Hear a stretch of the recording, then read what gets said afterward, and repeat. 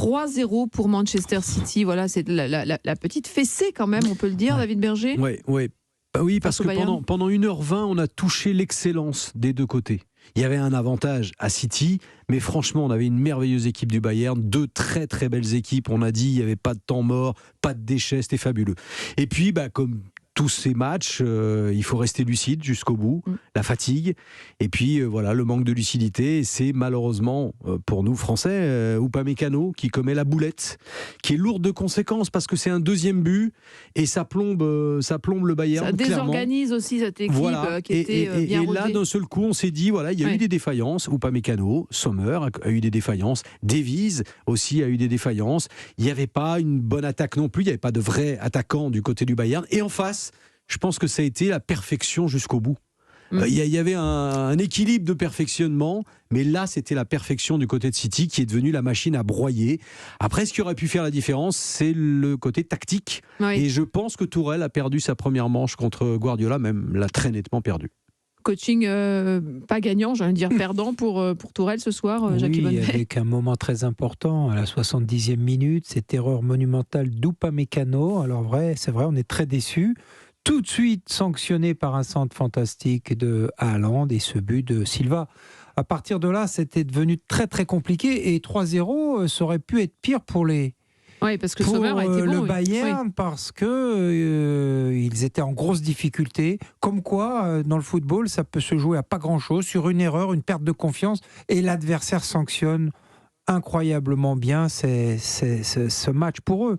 Donc c'est une grosse victoire, bien entendu, avant pour le coach, pour l'équipe, pour City, qui est quelque part le favori maintenant de cette Champions League, parce que je pense qu'ils vont quand même se qualifier en ayant marqué 3 buts chez eux, sans en encaisser, c'est quand même un exploit. Nabil Djellit. On a vu la meilleure équipe au monde. Ah, pour vous, vous les voyez aller... La meilleure équipe ne gagne pas toujours. Oui. Elle gagne en championnat. Sur un championnat, elle finit toujours par gagner. Sur 38 journées, c'est ce qu'a fait City sur les 5 dernières années. Ils ont gagné 4 fois le championnat d'Angleterre, qui est le championnat certainement le plus compétitif. Vous avez l'équipe la plus en forme du moment en même temps avec le Napoli. Ils ont abordé ce match avec sérieux, avec un plan de jeu. Également, on s'attendait tous à ce qu'ils aient la possession. Ils ne l'ont pas eu. Ils ont même laissé presque le ballon parfois à cette équipe du Bayern. Mais rappelons quand même que le Bayern, même si ça reste une marque et un label, c'est quand même une équipe qui a, en cours de saison changé d'entraîneur. Et quand on change d'entraîneur, c'est qu'il y a quand même des raisons. Je pense que c'est pas le Bayern de Flick, par exemple, d'il y a 2 ou 3 saisons. C'est un Bayern qui reste d'un bon niveau, mais qui est quand même moins bien, qui a perdu un joueur majeur. On n'en parle pas assez, mais le départ de Robert Lewandowski n'a pas été compensé comme on peut l'imaginer. D'ailleurs, c'est l'objectif du Bayern de la saison prochaine, c'est de ramener un gros numéro 9. Peut-être qu'ils vont pas garder d'ailleurs Sadio Mané, on verra. Et après, City, voilà quoi. Je veux dire, maintenant, ils ont une expérience XXL. Ils ont des joueurs qui sont dans le dépassement de fonction, comme Rodri sur le but. On a vu la meilleure équipe. Moi, je n'ai qu'un souhait, c'est d'avoir un Bayern, pas le Bayern, c'est d'avoir Manchester City, Real, une deuxième fois de suite, après l'an dernier, en demi-finale de cette Ligue des Champions. Parce que le Real, c'est peut-être le seul antidote possible à une telle machine de guerre. C'est possible.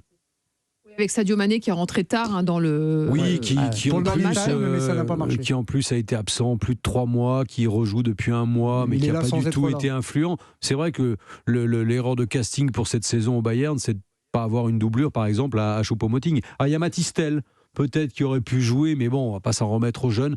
Voilà, mais c'est vrai que le City, c'est une machine incroyable, c'est un balai, on peut utiliser tous les superlatifs, c'est une équipe qui est à l'image de son entraîneur, qui fait preuve de créativité, tout le monde va à la guerre, et on fait le parallèle par exemple avec le Paris Saint-Germain.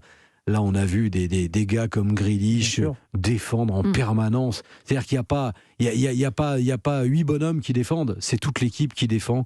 Donc c'est vrai plaisir à voir et je ne vois pas comment arrêter cette machine en Coupe d'Europe. Ouais, avec Erling Haaland qui a quand même réussi à en mettre un. Oui. Qui est souvent passeur. Et puis surtout, comme le signale David, c'est-à-dire que les 2 attaquants, quand ils sont en position défensive 4-4-2, que ce soit Haaland, De Bruyne, tout le monde défend, mais ils font pas semblant, quoi. Ils défendent vraiment avec l'envie de récupérer la balle, ils sont agressifs. Et ça, à ce niveau-là, on peut pas avoir des joueurs qui font semblant de défendre ou qui ne défendent pas du tout. C'est pas possible.